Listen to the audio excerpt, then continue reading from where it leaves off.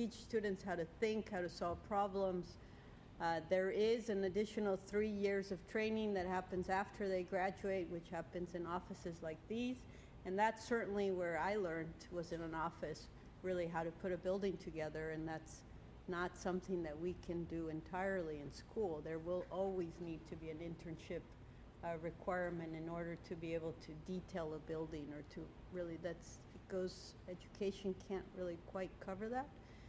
But on the other hand, I think there should be there should be enough about each one of those pieces of what we do in practice covered in school, so that at least students are familiar with it when they start their internship process. Scott, I'd like to add something. Taking advantage of my status here as a non-architect, maybe I can also say something. While on the one hand, I do understand the important role of an accreditation body upholding standards and defining goals for what a practicing professional should do, I have also found, not only in the case of architecture, but also in the case of other accreditation authorities I've had to meet with during my years as dean, a very profound conservative instinct. That is, and I don't mean this in an ideological sense, but I just mean in terms of tending to be against change, or tending to think that there's only one way to do things without being open enough to other ways of doing things. So when I come into contact with an accreditation authority for any of the disciplines in our college, I frequently find it is a challenge to try to get the visitors to be open to new kinds of alternatives. Mm-hmm. Right. Yeah, I just wanted to probe that topic because it's my sense amongst the variety of institutions of higher education in Los Angeles and really everywhere that there's different views on this, that sometimes it's more comfortably absorbed, the requirements as defined, and sometimes there's an inherent tension between wanting a more conceptual education versus a practical education that's more or less implementable at some level. And I just wanted to kind of find out about that. On this topic, can you describe the ways in which, let's take students, for example, our main concern here ultimately, how they interact with practicing architects over the course of their education at Cal Poly Pomona? Are there instructors that are adjunct or visiting professors that are practitioners? I remember a statistic came out of UC Berkeley, one of my universities, like yours, Michael. I think Sam Davis did it. In the 60s, 80% of the instructors, the professors at the university they had offices, they were practicing architects. And by late 1980s, 80% were not. It was 2080 had reversed.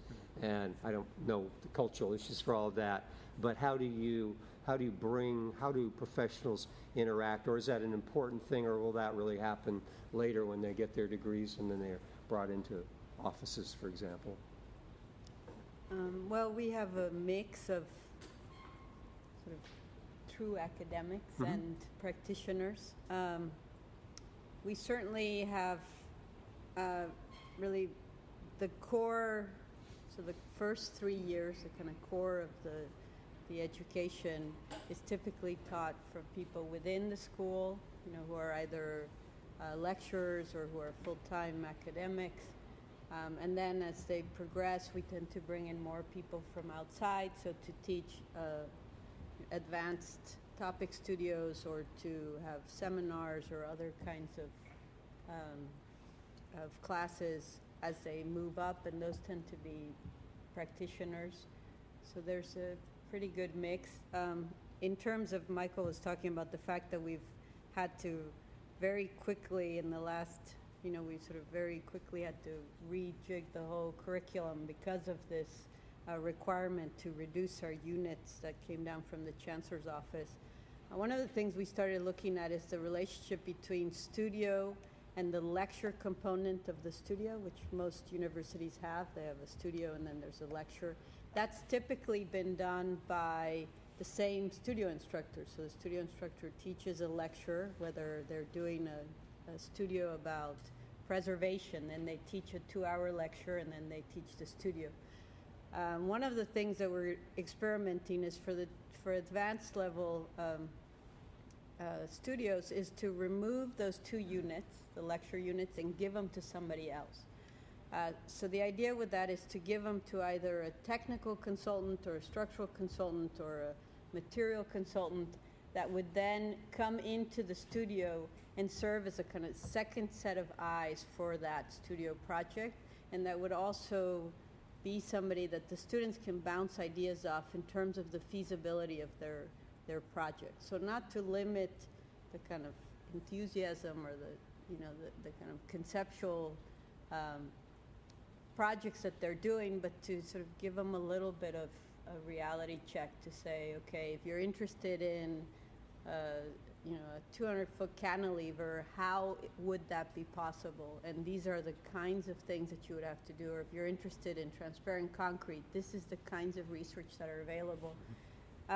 So that also goes a little bit to your question of practice, which is to leave, the strengths of the academic and the kind of strengths of very conceptual design investigations, and then to have somebody not to maybe give them the responsibility, but to give it to somebody else. And I think that maybe would free up people to really focus on the things that they're interested in, good at in terms of the faculty, and then to maybe have a counterpoint to whatever the design is. Mm-hmm. Maybe that leads to another point, that in practice, as we've seen it change, it's changed enormously in the last just few years. And one of the ways it seems to have changed is it's what we call integrative practice. There was a kind of a notion that at one point, not that long ago, the architect was kind of on top of the stack, and the architect conceptualized something and then brought consultants together to legitimize his or her idea, maybe critique it, maybe not, maybe just make it happen, please, and kind of orchestrated the whole piece until it was built. And the nature of, I can't believe that would be me. Excuse me. But would you take that, please? But that doesn't happen that way now for a whole lot of reasons. There's some technological reasons it doesn't happen, but the fact is that so much has been developed from a material science point of view, from a structural point of view, the importance of environmental engineering, that you can't just sit on a hill and conceptualize something as an architect. You actually have to call in these people and sit and kind of collaborate together to even hatch a basic idea. So we're working more laterally, not so vertically in such hierarchies as when I began as an architect, really. Do you see that's an important thing in education? Is there teaming, or do students work together or separately or some of both? How do you see the integrative collaborative thing?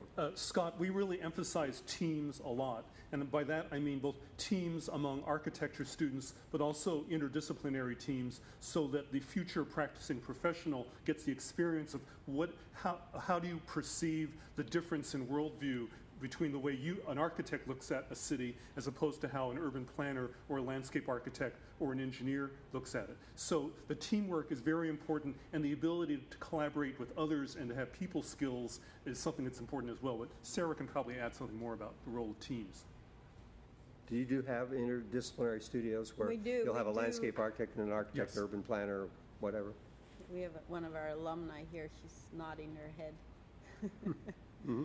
So we have, in the first year, they work in multidisciplinary teams, so landscape architect planning, groups of 4, and there's one of each, and then they do basically urban research. It's a kind of initial urban design. It's about seeing the street and documenting. It's about public space. And then in 4th year, we do a urban design studio. Most of the collaboration tend to focus on urban design, and that's 2 architects and 2 landscape architects per team, and then they deal with a real problem in Southern California, or a real project. So we've done everything from redeveloping the Bergamot Station in Santa Monica, the Research Triangle in Beverly Hills, Long Beach, the area around El Monte.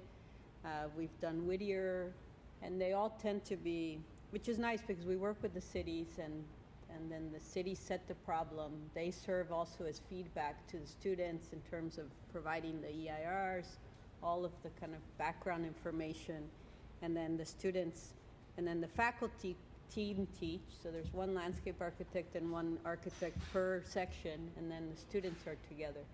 That class works particularly well. But then there's also some topic studios which are team taught. There's a Disney studio which is taught by a landscape architect and an architect, and then there's the China program which is done planning, landscape, and architecture, and they go and do an urban design project in China together. So there's quite a bit of that. And then in terms of an integrative approach, there's also the idea of bringing, we're going to try this next year, which is to have one highly technical studio which brings in BIM, which is the other kind of integrative strategy, right, to say, and that would be so half of the class, all of the students would be doing different projects, 4 different sections, but they would have to have an environmental consultant and then this BIM class, and they serve as, again, consultants to the studio. So I think that's sort of, I agree with you that that's where the profession's going. So if we can not necessarily replicate it, education is a different beast than practice, but to have some of the tools that are available or some of the ways in which the profession is going, which says, you know, you will need a whole series of experts to come in, and you need to be open to their opinions, and you need to be open to understanding that you're not going to be able to solve everything yourself, and that you need, you know, as many resources as possible to make a project successful. One of the